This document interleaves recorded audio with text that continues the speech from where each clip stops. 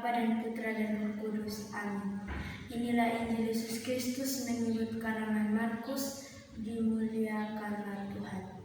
Ketika Yesus, Petrus, Yakobus dan Yohanes kembali pada murid-murid lain, mereka melihat orang banyak mengerumuni murid-murid itu, dan beberapa ahli Taurat sedang mempersoalkan sesuatu dengan mereka.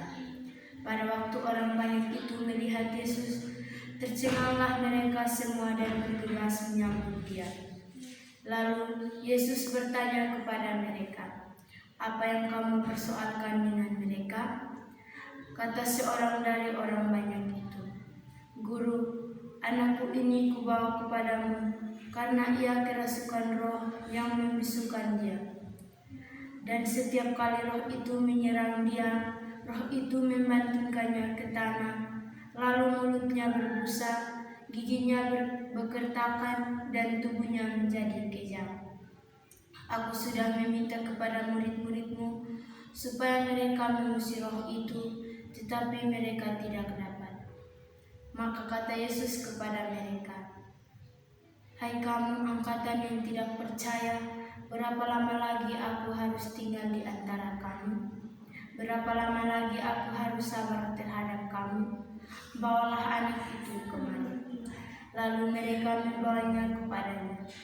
Waktu roh itu melihat Yesus, anak itu segera digoncang-goncangnya, dan anak itu terpelanting ke tanah dan terguling-guling, sedang mulutnya berbusa.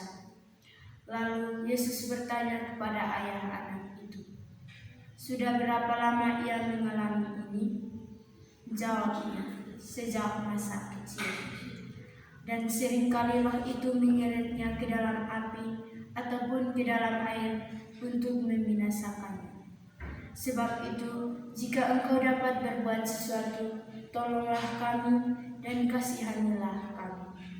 Jawab Yesus, "Katamu, jika engkau dapat, tidak ada yang mustahil bagi orang yang percaya." Segera ayah anak itu berteriak, "Aku percaya. Tolonglah aku yang tidak percaya."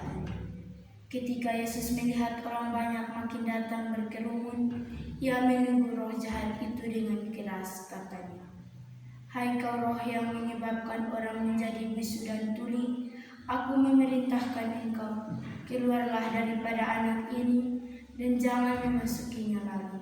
Lalu keluarlah roh itu sambil berteriak dan menggoncang-goncang anak itu dengan hebatnya.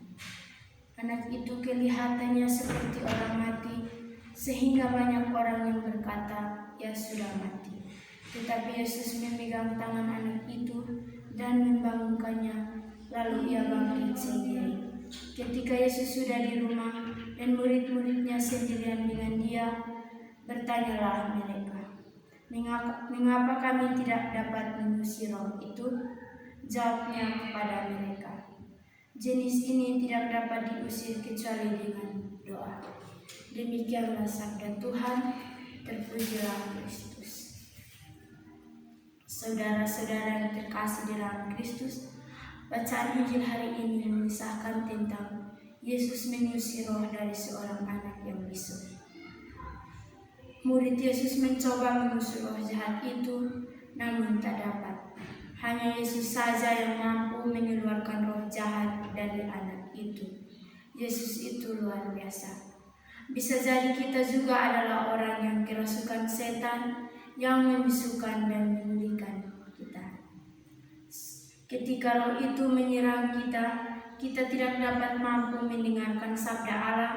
Kita juga tidak mampu menyuarakan cinta dan kebenaran. Kita dibanting-banting oleh konflik kepentingan atau perhitungan untung rugi. Kita bisu, bertutur, dan tuli mendengar cinta Allah dan kebenarannya. Saudara-saudari yang terkasih di dalam Kristus, pertanyaannya, adakah orang yang berupaya menyembuhkan kita? Pernahkah kita sendiri menyadari kebisuan dan ketulian itu? Semoga